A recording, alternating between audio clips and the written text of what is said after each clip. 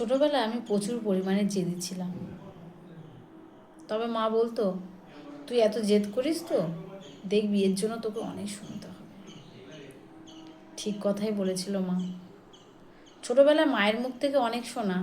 আমি যখন রেগে যেতাম, মায়ের সঙ্গে খুব চেঁচামেচি করতাম। শুধু মায়ের সঙ্গে কেন, ভাই বোন যারাই ছিল সবার সঙ্গে প্রচুর পরিমাণে চেঁচামেচি করতাম। একটু কিছুতে রেগে যেতাম। কিন্তু এখন যখন আমি নিজে মা হয়েছি, রাগ অভিমান কি জিনিস আর কিছুই বুঝতে পারি না।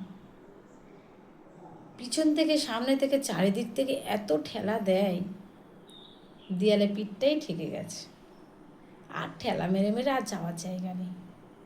সত্যি আমাদের মায়েরা আমাদের জন্য কত কষ্ট করেছে, আজকে হয়তো বুঝতাম না যদি নিজে না মা হতাম। মা এক সময় না খেয়ে আমাদেরকে খাইয়েছিল, আর এখন সব থেকে যে প্রিয় জিনিসটা আমাদের সামনে আসে, যেটা আমি খেতে ভালোবাসি, আমার বাচ্চারা যদি ওটাতে হাত দেয়, ব্যাস, আমি তো এই জিনিসটা খাই না আদৌ। তোরা খা, খেয়ে পেট ভর্তি কর।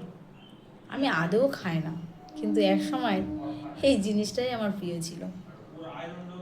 মা নামক জিনিসটার মধু লেগে আছে, যেটা কোনো দিনের জন্য কেউ মুছতে পারবে না।